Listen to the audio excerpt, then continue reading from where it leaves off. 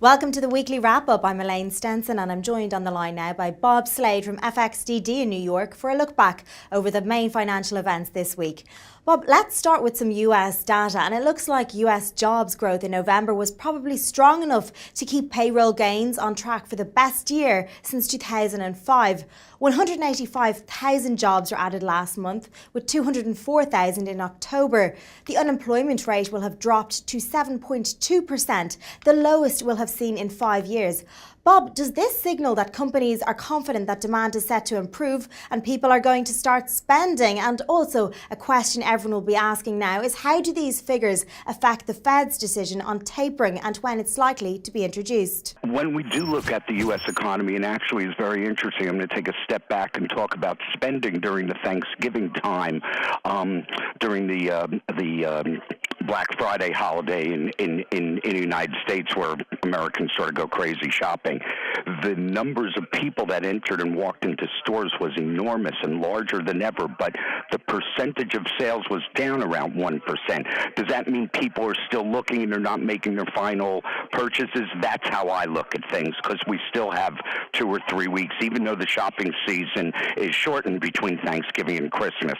But when we talk about where this will lead us when we come into tapering, yes, if we see better numbers, Bernanke has certainly made comments about that 7.2, 7.3% on unemployment being a level that he likes to look at for tapering. But is that an automatic trigger? Because there are definitely other numbers that are showing that there's still weakness in the economy.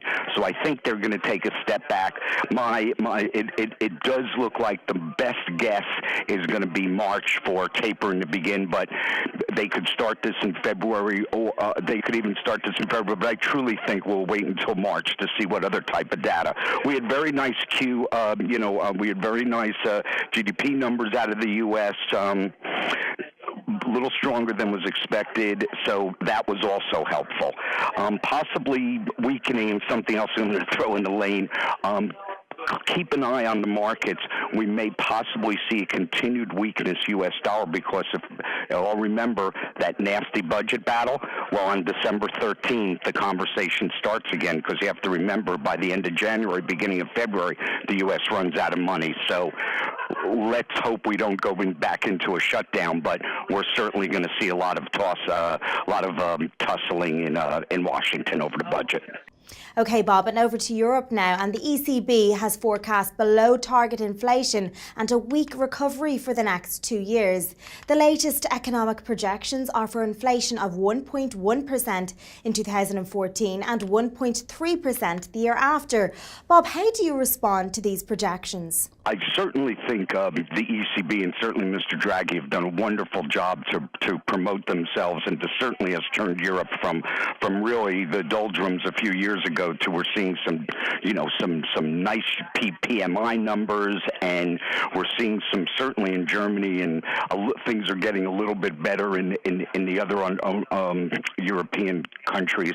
And I think what Mr. Draghi did, when you think about yesterday how the euro rallied after Mr. Draghi's comments, he really didn't say anything shattering comments besides talking about what a great move it was by lowering interest rates last month. The markets were looking to move rates anyway, but I think the general feel is that Europe is certainly on the right track, and it's taking care of a lot of the problems. One thing that's always concerned me, though, in Europe is that youth unemployment in Spain and Italy and Greece, the number is so high and disproportionate, but I know it's something that the ECB is truly working on along with the local governments.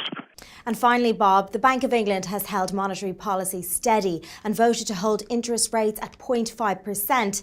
The interest rate won't be raised until unemployment rate falls to 7% from where it stands at now at 7.6%. Mark Carney has stressed that 7% is a threshold and not a trigger for rate rises. What did you think of Mark Carney's message, and were you expecting this?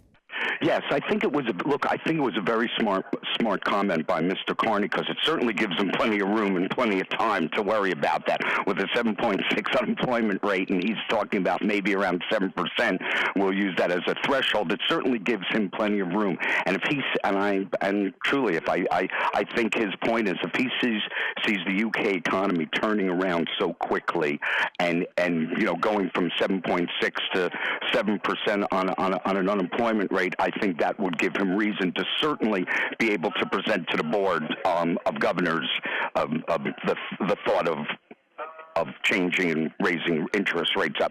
But I don't think he's in any rush to do that. I think it was just a comment, like Bernanke used at 7.2. It's a threshold, and that's all. Okay, Bob Slade from FXDD, as always, thank you for joining me on the line today.